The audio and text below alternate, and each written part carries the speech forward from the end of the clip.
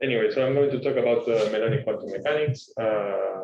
This is about 2 papers in collaboration with Frank Ferrari and Tatsuo Nagi, and some ongoing work, which I may or may not mention, depending on time.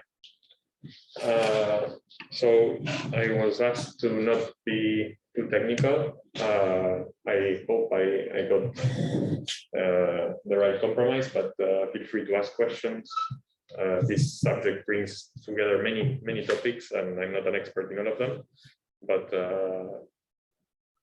you're welcome to ask questions, and if I don't know the answer, I will just say so. Okay. So let me motivate my talk by backing up a bit and asking, like, how do we describe black holes, or what kinds of models for black holes do we have? So essentially, we've been studying black holes for many years, and the main way we've been doing so is we start with some space-time description coming from general relativity, and we work from there. So first, we found some black hole solutions. Then people actually had to realize what these black holes were and how to define the horizon. They had to investigate the interior of the black holes using some smart coordinate systems. And later, eventually, people realized about black hole thermodynamics and so on. So this has been very fruitful, but it took like many decades to get to this point. And all of this is starting from the space-time description. Now, at this point in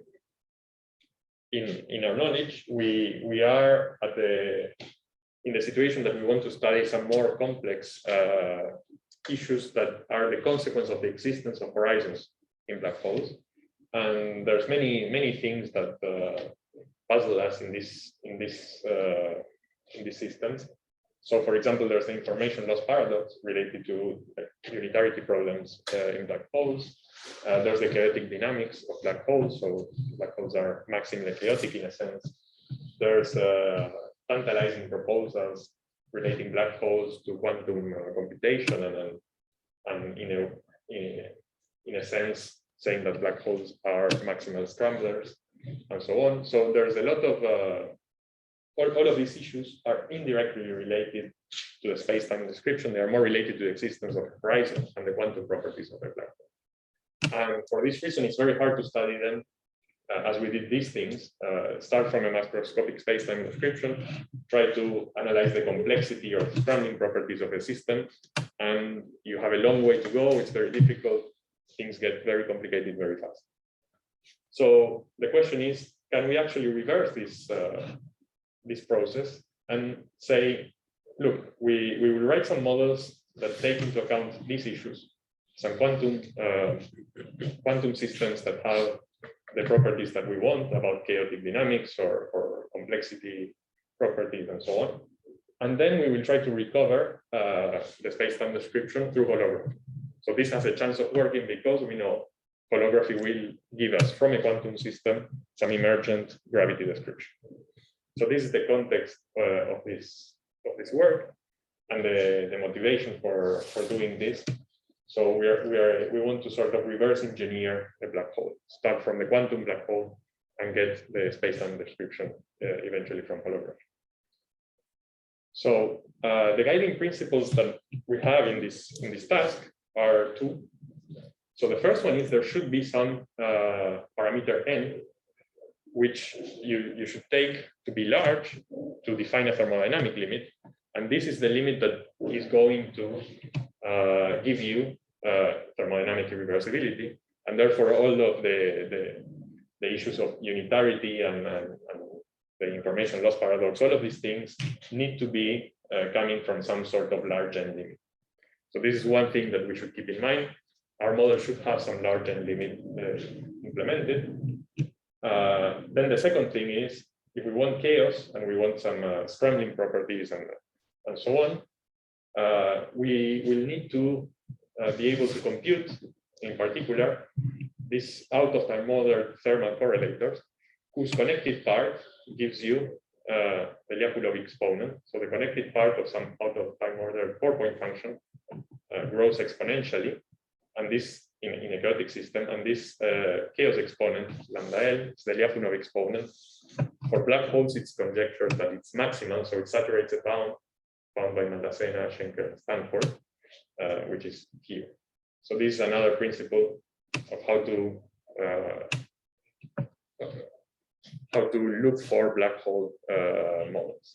Okay, these two things we want, and one model that has these two things, and it's simple and has been studied quite intensively for the last few years, is this SYK model, which is a model of n Majorana fermions, here chi 1 through n, with a quartic interaction like this, and some couplings j, I, j, k, l. So this is a quantum mechanical model, 0+1 dimensions, and the only special thing about it is you have quench disorder. By this we mean if you take a single Hamiltonian, you have all these couplings to fix, and these couplings are fixed by taking by sampling them from a Gaussian distribution with a given variance. The width of the Gaussian distribution is related to the actual coupling of the theory, this J without indices. And when you're computing its expectation values, what you should do is you should average over this Gaussian distribution. Right? So this is quench disorder. For people coming from high energy physics, this is a bit esoteric, but for people in condensed matter physics, disorder averaging is very standard. It's something they've been doing for decades, and they know very well.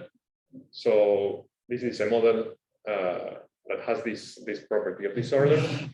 And I should mention, there's other reasons to study this model, not just the black hole motivation. So this is a well-studied model also for condensed matter people, and basically because it's an example of a non-Fermi liquid. So that means it has a thermalization time that is fast compared at low temperatures compared to the usual. So usually here I'm highlighting the exponent 1, because a normal Fermi liquid would have 1 over t squared thermalization time, would have t squared resistivity at low temperatures, and this model actually has order 1 here, order 1 here, and it has strong quantum chaos. So all of these things point to the fact that this model does not have quasi-particles, it doesn't have many body localization, so it's an example of a non-Fermi liquid, and it's interesting for condensed matter people for this reason. I should mention there's a very nice, very recent review on the condensed matter aspects of this SYK model, which is this one. So if there's condensed matter people in the audience, I'm sorry, I'm not going to use the condensed matter language, but you can find the translation here. And even if you don't believe this is a black hole or you don't care about black holes, there's a lot of reasons here why this model is interesting. Okay. So this is the definition of the SYK model. And why do we like it? So the first reason why we like the SYK model is it's tractable. So we can do things with it. Why?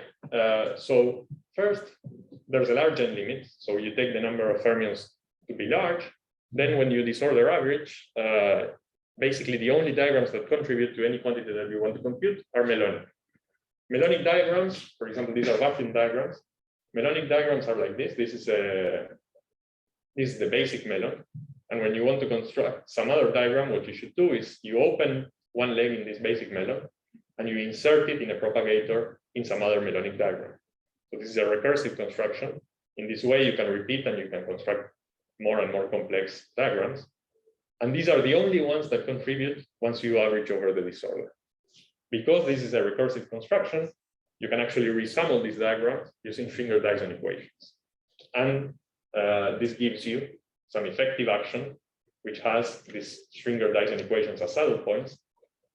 Here, the effective action is written in terms of two bilocal fields, sigma, the self-energy, and G, the two-point function.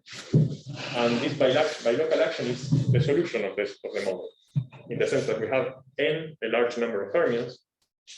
In principle, it's a hard-to-solve problem, but now we've reduced this problem to just two unknown bilocal fields. Okay, So this is the effective action for the SYK model that you find also from doing the replica trick. So averaging over the solver is doing the replica trick. Condensed matter people know how to do this, and they've been doing it for a long time. This is what you get. But this model is not just tractable in the large n limit. You can also take large but finite n, and you can compute finite n corrections. And in fact, because these diagrams are very simply generated in this way, in this recursive way, you can actually write them out. And if you're smart about how to count things and how to compute things, you can get to very high orders in 1/n corrections. So large but finite n is also accessible. And moreover, small n is also accessible because these are fermions, Majorana fermions. So the Hilbert space is finite. And for small n, the size of the Hilbert space is small enough that you can actually put the full Hamiltonian on the computer, diagonalize it, and you're done. You have the full spectrum and you can do anything you want with it. So you see, you have a full control over the large n limit. And the hope is that we said the large n limit implements the thermodynamic irreversibility of black holes. We want to see how a black hole goes from small n, a very quantum system with a few states separated, and then the separation of the energy levels is very important to understand the system, to a large n system where this becomes a continuous distribution, and then you have like more semi-classical black hole properties. So you have the whole range of n you can actually study. So this is one reason why we like the SYK model. We can compute all these things. The other reason is it has a lot of the properties of black hole physics. So in particular, you can compute the Lyapunov exponent, and it turns out it saturates the bound, the Moldavina-Schenker-Stanford bound, and therefore it's a good candidate for black hole systems. It's maximally chaotic. Another reason that we like it is this model has this nearly ADS2, nearly CFT1 correspondence, in the sense that if you take, I think I'm out of battery. That's okay. I just use my phone. So essentially, if you take the low energy limit of this effective action,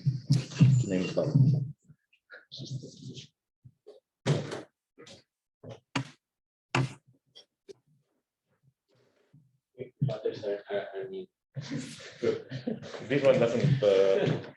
I try not to touch the screen. Yeah, don't touch. Go to the next slide. You can change the Okay, good.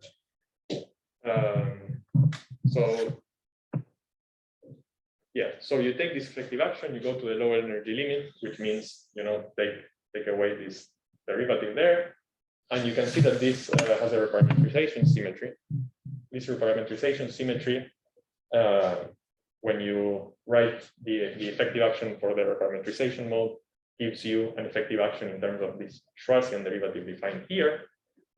Here the reparametrization mode is F, and this is the same action that you get when you take some black hole in D+2 dimensions. You dimensionally reduce the dimensions to get an ADS2 black hole. Then you look into the near horizon limit. This is how you get this Schagiv-Teitelbaum action, the Schwarzian action for Schagiv-Teitelbaum gravity. And the idea is, okay, this is the closest you can get to some ADS CFT correspondence in such low dimensions, because gravity has no dynamical degrees of freedom in 2 dimensions. So the only thing that you can have is some boundary degree of freedom, which is this F here. So that's why I'm putting nearly ADS, nearly CFT. So, okay, we have some idea of holography, and we have the maximally chaotic Lyapunov exponents. This is a good candidate for black hole physics. The only thing that we don't like about the SYK model is that it's not a proper quantum field theory. So as I said, it's the average of many theories, but it's not a single theory. And in particular, this complicates a lot the holographic correspondence. We don't know how to do holography for an average of theories. In normal holography, you just take a CFT on the boundary and you see some gravity theory emerging in the bulk, but we don't know how to do a single quantum gravity let's just not go to some average of quantum gravity theories or something like this.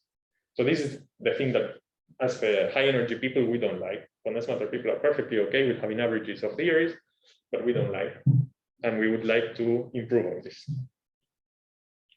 Good. So as I said, the guiding principle is having some large n limit. And we know two large n limits. So let me review them here. These are well known. So the large D limit of vector models is you have some degrees, some field content, which is like some phi mu, some vector of fields without this symmetry. You define some interactions in your model using phi 2 to the k. So these are the vertices of your theory. And then when you analyze the scaling of diagrams, the diagram scale as D to the power of vertices minus the number of propagators plus the number of D loops. And you can show that this is D to 1 minus L, the number of the loop level of some auxiliary field that you introduce with Haber-Stotanovich prescription. So because L is a loop level number, it's bounded below by 0. If you want the leading order diagrams, you take L0, and these are tree-level diagrams in the auxiliary field, which are cacti diagrams in the original field. So this large D vector model limit has been used in condensed matter physics, conformal field theory, higher spin gravity, and so on. And this is one way of taking a large n limit and simplifying the Feynman diagrams that you get in your expansion and being able to compute. A different one that we also use in a lot of high energy physics is the large n of matrix models. So here you have some matrix degree freedom with either UN square or UN symmetry. You define your vertices using single traces or multi traces of these fields. And then when you compute diagrams and you see the scaling, you have again n to the power number of vertices minus the number of propagators plus the number of faces when you write this on some surface. And then you can show, as Tuf did, that this is n to 2 minus 2g, where g is the genus of the surface where you can write this diagram. And again, because g is a genus and it's bounded below, if you want leading order, you take g0. And these are planar diagrams, the ones that you can write on a sphere. So again, this has been useful and studied for a long time in nuclear physics, PCD, string theory. But you see, on this side, you have some tree-level physics, which is a bit too simple to give you, for example, chaotic dynamics. And on this side, you have planar diagrams, which are definitely not simple, but we don't know how to treat in general. So we have no general way to resum planar diagrams. They are very interesting. They definitely give you black holes because they have string theory. So you can do string theory and analyze large n limits. And we know there's black hole there, but it's hard. So we want something in between. We want something that is not as simple as tree-level diagrams, but is definitely simpler than planar diagrams, and that's Melonic diagrams, as we saw in the SYK model. So yes. One question about these large D vector models. Yes. Are they related to the large D limiting gravity, like the one that Parang is doing? You know, there should be some relation. I might mention it later. Okay. I don't think that the relation is not so much, I think, from this large D to the M-Parang, but the large N, large D limit that we are doing might be related to the one by M-Parang. Large D, large N. Yes. So we are going to define, let me just go to the next one. So we want something in between. The obvious starting point is take a vector of matrices, in this case fermionic matrices in 0 plus 1 dimensions, right? So now you have some OD index and some UN indices, and you want a model that respects OD times UN invariance, or maybe UN squared, but at least this one. So these fermionic degrees of freedom will satisfy, so this is my normalization, we satisfy this kind of anti-commutator relations. And you want to construct some models, so you can just start writing them out. Basically, you want some quadratic master, which is going to look like this. And you want some, at lowest order, you want some quartic interactions that would be similar to the SYK model. You can write them all out. You can use the anti-commutation relations to find relations between them. Not all of the possible things that you can write are independent. And I'm just not going to show you all the vertices that you can write and the combinations and so on.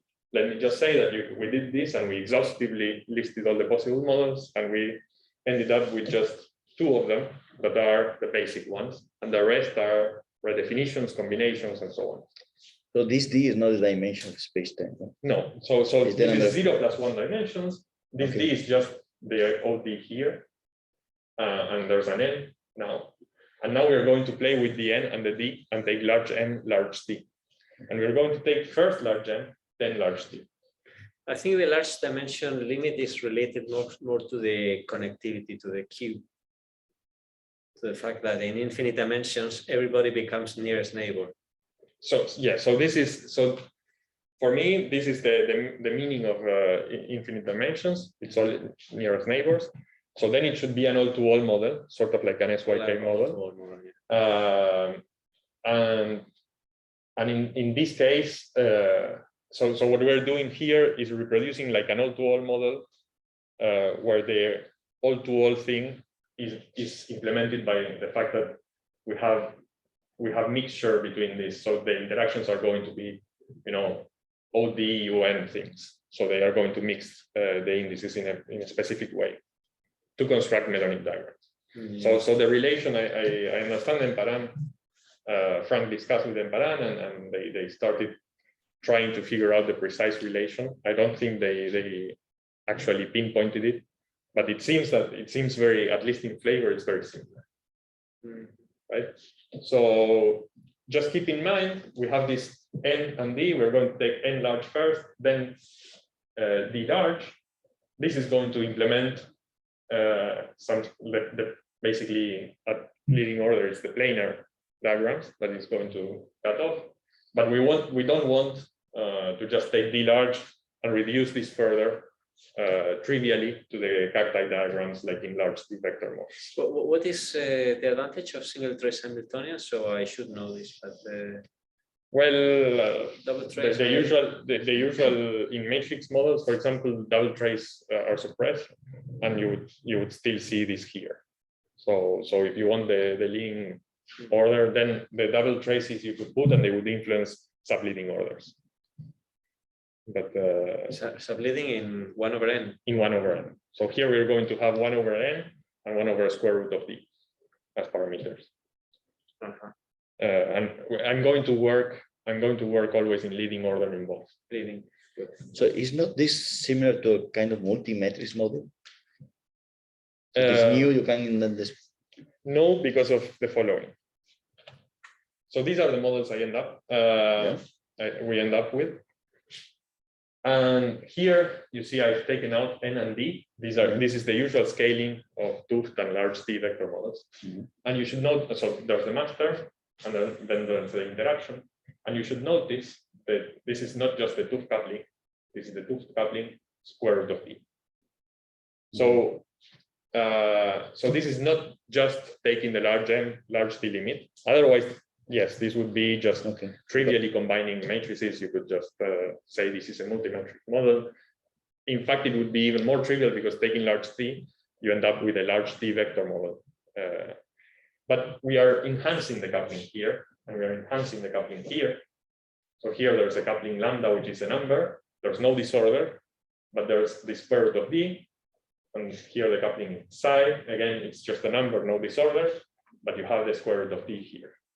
Why can we do this? I mean, if you do this in the usual large D limit, what happens is you create, when you start writing diagrams, higher and higher order diagrams, they have higher powers of D, and you can never. What side there is a new coupling or a new field? Yeah, so this is a second model. This is the one that is essentially similar to complex SYK.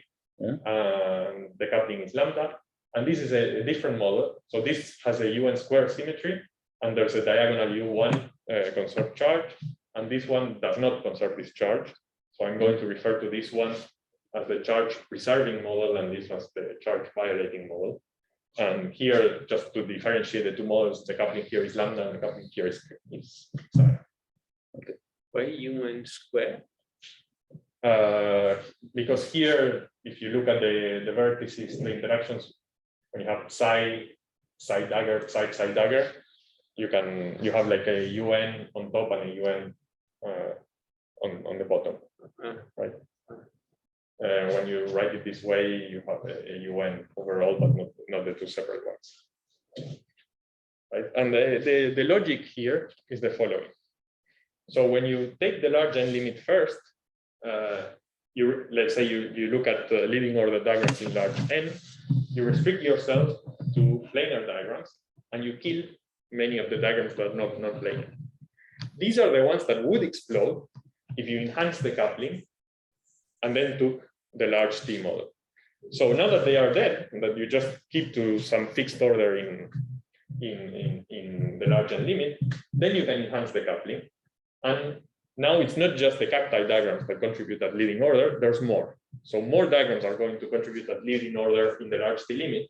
And the crucial point is that you can prove that there's more, but it's not infinitely more. So you don't have each time more and more powers of T. So this is a well-defined expansion. Now the proof of this is graph theory. I'm going to completely skip it. You have to really be careful about proving how these graphs scale, and it's you have some colored lines because you have like so this is like double line to do the large n matrix. You have to do like double line diagrams, and then you have to put colors for the index, and you have to be really careful. But at the end of the day, what you see is that there's a well-defined large T limit, and there's some enhancement that you can put in front of each interaction term that tells you how you can enhance this interaction with respect of what you would expect just in the usual large T limit.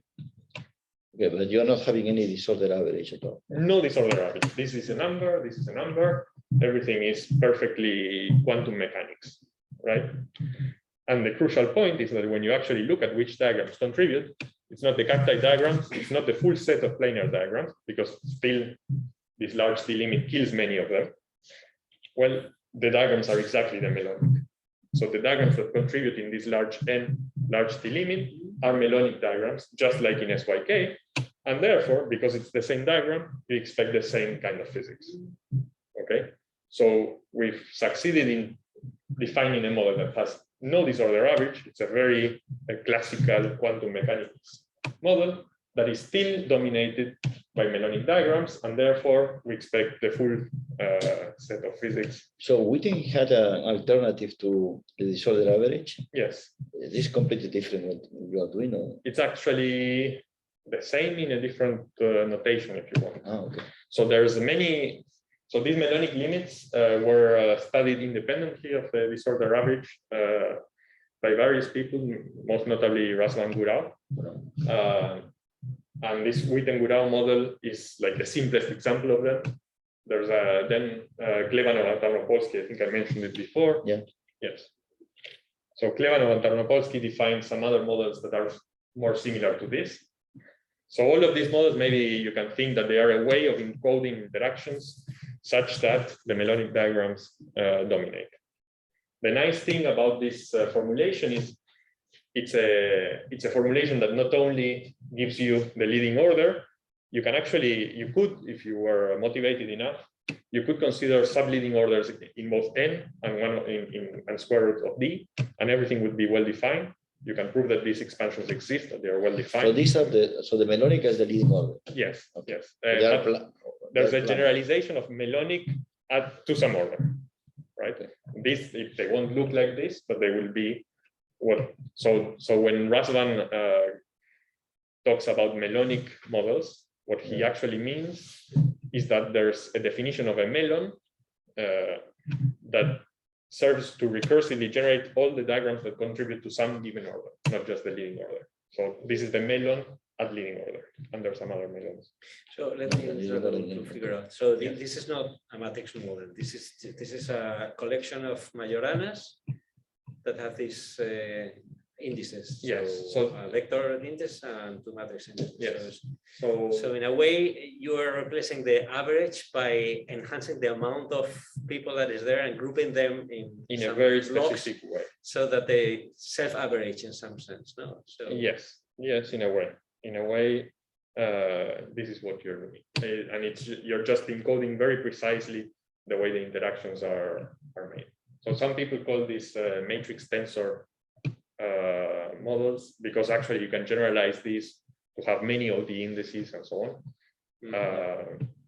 The tensor models by Gurau are just like forgetting about the distinction of OD and UN. So in a way, it's like a rank 3 tensor, and you can generalize again to rank higher rank.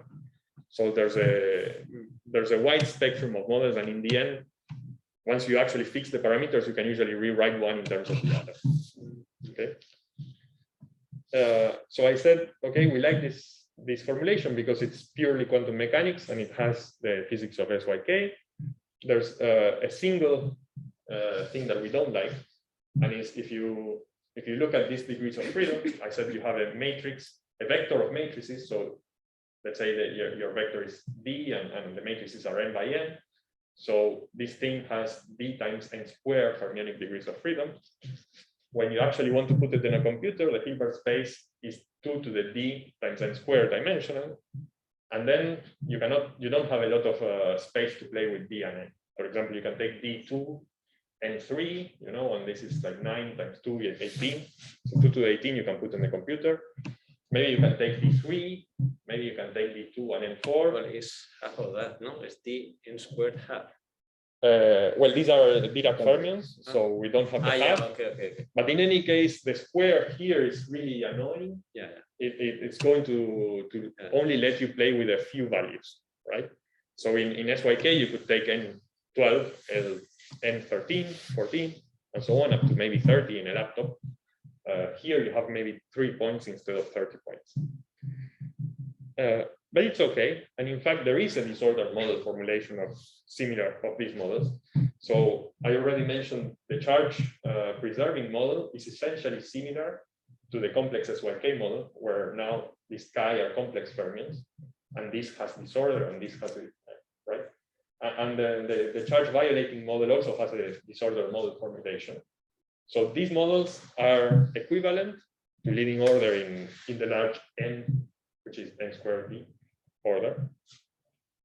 They are not, so the corrections, the 1/n corrections are not the same. But these disorder models have the advantage that their Hilbert space has just one n, and then you can take finite n and do finite n computations. So this is the use that I'm going to give them. Other than that, I'm not going to talk about this way of thinking, right? Okay, so let's go ahead and try to solve these models. Now the solution goes by first writing the 2-point function, the thermal 2-point function, and realizing that this quantity can be computed through Schwinger-Dyson equations, because all the diagrams that contribute are actually recursively generated. The Schwinger-Dyson equations encode this recursive construction of all diagrams, and basically they are written in terms of a self-energy and the 2-point function, which is usually expanded in Matsuwara-Fourier mode, and they take this form, right? So here the GK, the Matsuwara coefficient of the 2-point function is related to the Matsuwara coefficient of the self-energy, and the self-energy is the only thing that changes from one model to the other. It encodes the type of interactions that we put. So this is the self-energy that you would see in the complex SYK model, and this is the self-energy of the other model that we are going to study, which is just slightly similar, different, but it's you see it's pretty similar. It's like g to the 3 with some signs. Okay, and these equations are nice. As I said, they are the solution of the system. You had n fermions, but now you just have 2 unknowns, and you can numerically solve them by essentially iterating. So you take some g, let's say, I don't know, the free propagator, you compute the self-energy, you Fourier transform, put it here, compute the corrected g, iterate this procedure, and hopefully this converges, and you find the numerical solution. Right? So the reason why there is g of t and g of minus t, because it's complex? Or? Yes, if you had just the standard SYK, there is a cube. Yes. And in general, you would, in Q body interacting SYK, you have something like Q over 2. Right? Okay, so basically this is the solution, at least numerically, this is the solution of the problem. And once you have the thermal two-point function, all the thermodynamics follows. So in this case, we cannot just, we don't have the replica trick to compute the effective action, but it's okay. You can define an effective action that has the Schwinger-Dyson equations as saddle points, and then you can relate this effective action to the free energy. So you relate the on-shell value of the effective action to the free energy, and you're done. Once you have the free energy, which is computed from the two-point function, you can compute all the thermodynamics, and you know essentially all that you want from this model. The only thing to keep in mind is that the Schwinger-Dyson equations resum an infinite class of diagrams, but they are still perturbative in the sense that you're talking about Feynman diagrams. You have to define some perturbative expansion, and this is done on some perturbative vacuum. And you have two options in this case. So because you're dealing with complex fermions, you can give them a mass, and then there's the usual large mass perturbative expansion, where you expand around some decoupled fermionic oscillators. So this is the large mass expansion. And then there's the large temperature expansion, which is actually the one used in SYK, because in Majorana case, you don't have the mass. And then this is a non-standard perturbative expansion in the sense that it's based on the fact that fermions have a thermal mass. And therefore, you can expand at large temperatures as if you had large mass, but it's not the same. And you can see this already from here. You write down the free fermion propagator, and you take the small mass, small temperature limit, or you take the small temperature, small mass limit, and they don't coincide. So expanding on one background and maybe going to small temperatures will be different than doing the other way around. This is something to keep in mind. And we are going to be careful about this when we construct the phase lag. So in the massless case, you can go to the IR as well and get some dispersion or something similar. Yes. Yes. Just neglect. I will come to this. Okay. I'm confused. This is the free propagator, no? Yes. Sign of T. Yes. So what is the statement? The statement is you should be careful because it's not the same. The limits of the So when you solve the Schwinger-Dyson equations, you are choosing some perturbative vacuum, and you have to be very careful about which one you're choosing, because you may find different results according to which one you chose, right? And this is already seen here, but of course it will be seen in the full solution. So what do we expect for the phase diagram? So the phase diagram looks roughly like this. You have a perturbative regime, which is either high mass or high temperature. The strong coupling regime is where both are small, right? And here you can do the SYK-like perturbation theory. And in fact, the zero mass is essentially complex SYK at zero mass is essentially SYK with twice the number of fermions. Okay. So this line is SYK. At high temperature, you know, it's like high temperature fermions. It has, for example, a macroscopic entropy of log 2 per degree of freedom. But when you go to low temperature, in SYK, you have actually a finite zero temperature entropy, which is macroscopic and you can compute exactly. It's given in terms of some Catalan number, but it's finite. So here, if you go down at low temperatures, you find at this point some macroscopic entropy, which is nice. You know, black holes should have some macroscopic entropy. Now, on the other hand, if you take this axis, the zero temperature axis, and you go to large masses, you have the perturbative expansion in terms of large masses, which has this is the free propagator in that limit, right? Like zero temperature, large masses. And you see this is actually a solution. If you look at the Schwinger-Dyson equations for the UN square model, you had G of T, G of minus T. So if you look at, this has a Heaviside theta. So the self-energy is always vanishing. And therefore, this is a solution all the way up to zero mass. So although this is the solution at large masses, this perturbative solution is actually in this model, because of the form the Schwinger-Dyson equations take, this solution goes all the way to zero mass. And you can start seeing that there's something weird going on here, because this solution has zero entropy. This is a perturbative solution. And you can reach this point with zero entropy or with finite macroscopic entropy according to how you took these limits, if you go down or if you come here. So up here, you expect two solutions, two different solutions. And close to this point, you should expect two solutions. So there's some phase transition to be analyzed there. How do you do this? How do you actually find the transition? Well, let me first just note that in the second model, the self-energy is different. Therefore, now this solution is no longer a solution all the way to zero mass. The whole picture is the same, but this solution, you know, it's good for large masses. As you go into the strong coupling regime, you don't know what's happening. So in the second model, we have no idea if there's a phase transition or not, or what's going on. So what happens if you approach the origin not from the axis, but well, this is, you need to explore this region in some way, yeah, right? And we're going to just use numerics because we have the full solution of the problem, at least numerically. And the way you can do this, one way you can do this is, you know, try to cut fixed T and try to do cuts of this strong coupling region. So for example, you can take the perturbative solution and start moving it, reducing the mass, and you see it follows this blue line. I'm calling this blue line harmonic oscillator-like because it comes from the perturbative expansion of which was harmonic oscillator. And you see this blue line goes all the way up to here, and suddenly you don't have any more solutions. On the other hand, you have this red line, which starts at the SYK solution at zero mass, and you can start increasing the mass. And this SYK solution is going to start shifting its entropy in this case.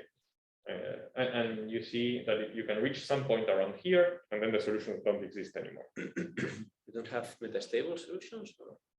So indeed, you have this whole part here and this whole part here are metastable solutions, in the sense that if you plot the free energy, yeah, well, those are metastable.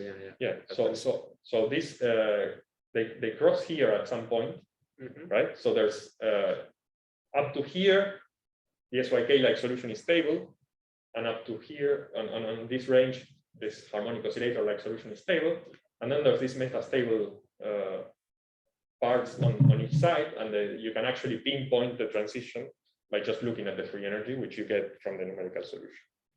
And you repeat this for many temperatures, and you get this phase diagram. So, okay, this answers a bit your question. Depending on how you approach the origin, you may or may not see this phase transition, right? So in this phase diagram, you have this line of first-order phase transitions. This line that has one special point here. This is the quantum phase transition at zero temperature. It has a strongly coupled second-order phase transition at some finite but small temperature. So this is strongly coupled. This point is just second order, and the whole line is first order phase transition. In the gray area, you have both solutions.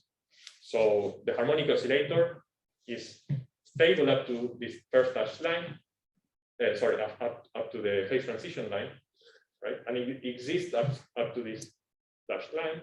The SYK-like solution exists up to this line, this dashed line, and is stable on this side of the phase transition, right? So this is all numerics. You just repeat this for many temperatures, and you find this line and all these values you can find quite precisely. And then, of course, above this temperature, you have just one phase, some supercritical phase, where you don't see any phase transition. What is the qualitative difference between these two phases? So, for example, the entropy here is going to be zero, essentially. And here you have some macroscopic entropy. And this will be an SYK-like phase in the sense that it's essentially conformal. Okay. And this is not conformal. This has a mass gap, for example. Okay. So if you want, this is a black hole phase, and this is a non-black hole phase in our black hole interpretation. Okay. And this phase transition then is some sort of formation of black holes. I'm going to try to convince you of that. What happens for the other model? You can repeat this game, and in this case, you don't see. I said you didn't know beforehand that there were two solutions, and in fact, you don't find two. As you lower the temperature, you always find a single curve that interpolates from large mass to zero mass. And the only thing that happens is that at very small temperatures, so this is an extrapolation to zero temperature from the numerics, you find a kink on the on the entropy. So this kink is then a second order quantum phase transition. So the derivative of the entropy is discontinuous at 0 temperature. Okay. So in this case, the phase diagram is just this quantum phase transition. From the you have this interpretation in terms of gravity, say black hole or not black hole. Yes. But in terms of the field theory, is there there's an order parameter or something? It would be the charge condensation. Okay. Yes. The order parameter is the charge condensation, which is the discontinuity of the two sides of the 2-point function, right? And this has like 0 charge. Sorry. Okay. This has like 0 charge, and this has like finite condensation. Yes. This is the quantum condensed matter interpretation. Good. Let me now. Okay, let's try to figure out what this quantum phase transition is, which is in both models. And one way to figure that out is look at the spectrum. So now I'm doing finite 10. I look at the disordered model formulation. And let's say you take 0 mass and some small n, I don't know, n4. You have 2 to the 4, so 16 states. You diagonalize this Hamiltonian. And for 0 mass, you find some distribution that looks random but symmetric around 0 energy. And as you increase the mass, you see the sectors of different number of fermions that they split, right? So this is the 0 fermion sector, 1, 2, 3, 4. And there's always some ground state. Well, it's not the ground state. There's always some zero energy state that doesn't get shifted because it has no fermions. But for larger and larger masses, the other levels, they just move around and do their thing, essentially. And you can repeat this for higher n, for example, and you start seeing more and more. The spectrum just becomes denser. And even, okay, this is n10, you already have almost essentially a continuous spectrum. But you see this zero energy state is still there. It's alone here. And then the different sectors, they form this stair. And you can start understanding the quantum critical point by looking here. So you see this at this point, to the right-hand side, the ground state is this zero energy state. It's just one isolated state away from all the rest. So there's a mass gap and it's away from all the rest. So this is a gap phase, right? For larger masses, it will be a gap phase at low temperatures. Whereas here, the ground state, they say, I don't know, you take this mass, the ground state is at some point here on the spectrum, and essentially it belongs to some continuous density of states, and therefore you have some finite entropy also at 0 temperature. So this is the quantum critical point in terms of a spectrum, and you can make this precise. You can do this for many n's, right? And you can fit this to some n-independent term plus corrections, and you precisely pinpoint the independent term by just fitting in just 14 fermions. You precisely pinpoint the quantum critical point that I showed before. You can do this for both models, actually. So in this case, you get just a bit worse precision. So here the critical point was more like 0.44. Here we're getting 0.37. Okay, this model is a bit more complicated. Also, these two things should not coincide except in the large n limit. But in any case, at least it's very close. And this gives us an interpretation of the quantum critical point. Let me now mention briefly the motivation that one, or the inspiration for these models and for the interpretation. So for us, the idea of constructing these matrix tensor models was inspired by string theory, in the sense that in string theory, you can cook up degrees of freedom that have these kind of index structures by producing stacks of branes. Let's say you have two stacks of branes of n branes each, and you consider strings separated between them. And you have some orthogonal direction to the stacks of branes. Let's say you have D and you have some OD symmetry there. And then the mass of the strings is related to the distance between these two stacks, right? So what it means to tune the mass, it means to bring these stacks either closer or further apart. And if they are very far apart, there's not many excitations and these stacks are far away. So you don't have much to say.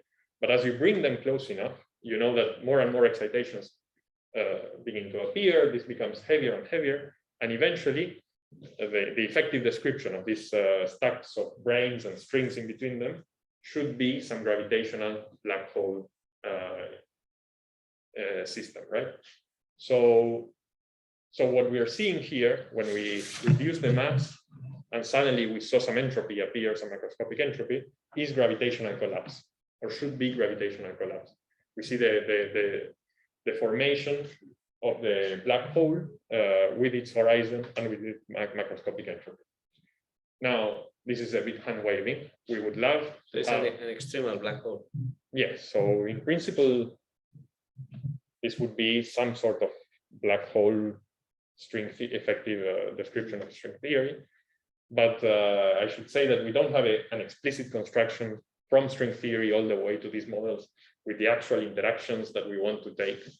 So this is hard because, okay, you have these strings, but you also have strings that go from one brane to the same. You have, okay, closed strings. So yes. So you would need the zero branes for your model, right? So in this model, it would be like D0. Of course, the diagrammatic I didn't mention, but the diagrammatic calculations, you can do it in 0+1, but in fact, these are all scalings. They are independent of the dimension. So you could increase the dimensionality, and this would be okay.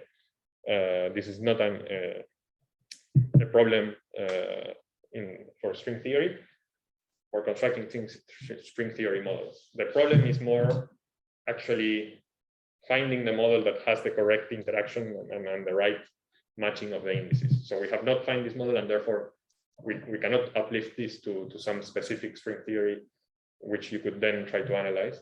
But this is the inspiration, and then okay. This is very similar to the holographic condom model. So you can think that you have many strings like that, they build up a D brane. But the D brane made of a string has an electric or volume gauge field. Okay. So you have an horizon there. And yeah, I think that's what we did. So you can make these effective D zeros, like wrap these branes that extend. Well, I show you. Okay. Yeah. So I think there's something we could try to make this much more precise. For now, I'm just saying this is an inspiration, and it's the way we interpret this model. If you just come from condensed matter, the mass is the chemical potential, and why is this even related to black hole collapse and so on. So this is what we had in mind, and in these old papers of these condensed matter people, this George, Parcolet, and so on, I think they have this entropy at zero. Yes, definitely. Exactly the same thing. And this matches with what you can do with these branes. Yeah, so I think the connection is there. I would like to actually find the specific connection that makes the Melonic limit be there too. So why are they fermions? Why are fermions? Yeah. Well, when you do this, you look at the effective theories. This is what Cummins John, the description of Wilson lines in terms of fermion. Yeah, so I think fermions are the most natural choice. This can be done also for the limits exist also for bosons. You just have to be careful that your potential is bounded below. But the limit there, actually, there are two parameters. There is the n, FSUN, but then you can play with the representation. And you have this John tableau, and you have another parameter, which is similar to your D. Yeah, so this is the kind of mapping that one. Yeah, so you can play with the representation well, according to the tableau and. Okay. Good. So I think my next slide was exactly this. If there's more questions about this, this is maybe the time to. Okay. So I have only a few minutes left, maybe, I think. Yeah. We started a bit late. There are some questions. Okay, so because I only have 5 minutes, there's a few things that I could try to talk about, but I definitely cannot talk about all of them. So these are the options. You can choose your own if you are interested in some particular case. So one thing we did was characterize the strongly coupled critical point in the UN squared model, which has some nice properties. We also try to characterize the conformal phase in the UN model, which is a bit more esoteric. We also analyze chaos and Lyapunov exponents in both models, and we generalize these models to Q-body interactions and try to see what goes on. So in each of these things, each of these are small. We have some work we did, some ongoing puzzles and things. I don't know if any particular one. So this model, do they saturate the Aldathena bound? Yes, and let me show you maybe that is work. Yes. Okay, let's talk about chaos and Lyapunov. So now that you computed, you solved the Schwinger-Dyson equations. In fact, if you want to compute, so that gives you 2-point functions, but if you want to compute 4-point functions, the story is very similar. You have some 4-point function. It has a disconnected part, which is built out of 2-point functions, and the connected part is the one you want to access for chaos and Lyapunov exponents. This connected part is built recursively by basically adding, so these are ladder diagrams, because they look like ladders, and you can add rungs, and according to the model, you have some interactions, you have some possible rungs that you can add, but in any case, you have some rung adding kernel, and you can resum this kernel in a geometric series, and this defines an equation for the connected part of the 4-point function. Okay, so you do this. You have, if you want to compute Lyapunov exponents, then you have to go to Lorentzian time. Then you have some different 4-point functions that you can define because of the analytic continuation. This just means that your equation becomes a matrix equation for these 4 components, but everything is under control. And finally, you have to, you want to access Outoftime model correlators. And that means, choosing a Schwinger-Keldysh contour appropriately, which basically like goes up and time and goes down, moves in Euclidean time and then in a specific way in Lorentzian time. And basically you end up with 2 different possible choices, parameterized by tau plus, tau minus, and tau 3, and the 2 times here. Okay, so this is okay, it's tedious, but it's a construction that you can do. And once you do that, you can extract, you solve these equations numerically. So these equations you solve numerically using the 2-point functions that you also solve numerically, and you extract Lyapunov exponents. So for the UN squared model, which is essentially the complex SYK, you can see here the Lyapunov exponents.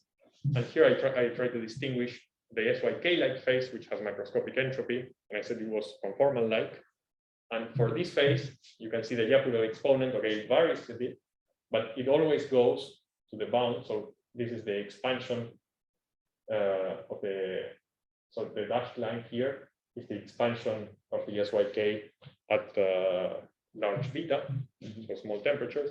And you see that at small temperatures, it does saturate the bound. So at small temperatures is the black hole phase in a way. And this is the same for all the masses up to, remember this 0.24 was very close to the phase transition, the quantum phase transition at small mass. Now, if you go above this mass, the Lyapunov exponent starts growing as you reduce the temperature, but suddenly it just drops. So this is a quantum, so the quantum phase transition here that was in between, it's a chaos, non-chaos phase transition. So the system here is maximally chaotic, and here is not maximally chaotic, right? So this is what people. Non-maximally chaotic means non-chaotic. Because you're always spinning down the largest. So. Yeah, but remember, this just means the Lyapunov exponent may grow slower than P. right? Doesn't mean that it's zero. Yeah. So yeah, it seems it's not chaotic, but in principle you cannot rule out that it's that it just decays slow.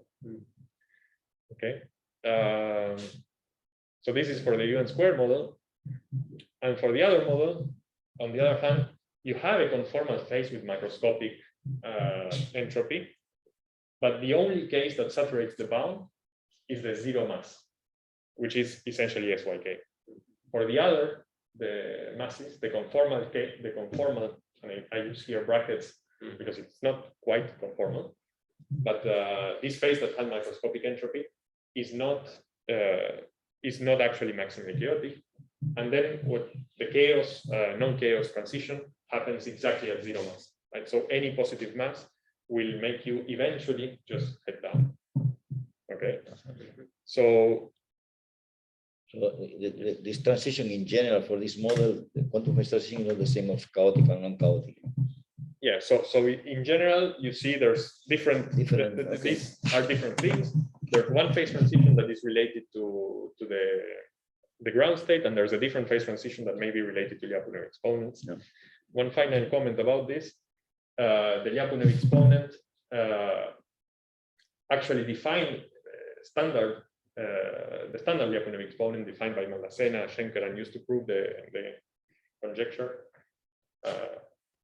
is a particular choice of T minus, T plus, and T3. This is plotted in these lines, in these continuous lines.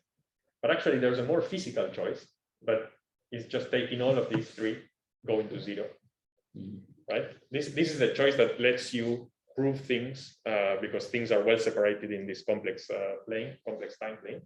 But this is a physical choice, and you can compute in this formalism. You can compute in either, and you see that both coincide. Both definitions coincide, and there's actually no reason why they should coincide in principle. So there's no proof that this is the same as this. Yet numerically, you see that both coincide for all the cases that we checked. So this is a puzzle that we found, and there's, as far as I know, there's no explanation for this. Why, when you compute Lyapunov exponents from either the physical 4-point function or the standard 4-point function, why they coincide, why the Lyapunov exponent does not depend on which 4-point function you look at. This is not proved, and it seems to me to be an interesting thing. You should ask Malocena why they coincide. Maybe he knows. I have asked, and he was like, well, it's the simplest thing to think. And I looked at this because it was just the simplest one to prove, but I thought I was sort of sure that this should be the same. But he was sure, but maybe he didn't know the reason, but he knew. Yeah. So he knew, but we don't know, and we're still trying to figure out why not the okay, so I think maybe this is enough. Yeah. Let me just jump to the outlook. Very quickly mentioned. So okay, we have some phase transitions. We have actually no theoretical understanding of them, in the sense that this is 0 plus 1 dimensional systems. So there's no renormalization group here. It's not about renormalization group. It's not Landau theory. We would need some sort of functional Landau theory to understand them. And there's, for this reason, I didn't mention it, but for this reason, there are some weird properties of these phase transitions. For example, if you compute critical exponents, they are not the same on one side and the other. This is puzzling, and we have no explanation for this. Another thing that we didn't talk about, the holography for the Schwarz. I mean, you could try to write it for Schwarz action for the UN model. When you actually look at the conformal phase, it turns out it's not quite the same as on the other model. So it's not there's no SL2R. It's even more nearly conformal than the nearly conformal SL2R that is preserved in the SYK case. And we have no Schwarzian action in this low energy limit. Then there's the chaos versus non-chaos transition in this model, which is unclear why it differs with the other, and it would be nice to understand it further. What's going on in this model that, as soon as you turn on the mass, you can keep your entropy, but your chaos is lost. There's Lyapunov universality, which I mentioned. And then there's many generalizations that you can do, and you can play games with these Q interacting models that have higher order interactions. You can do bosonic models, you can add supersymmetry, you can play all kinds of games. Finally, there's a finite M, so you can compute spectral densities, you can compute spectral form factors, and all of this should also I mean, inform some of these things, we hope.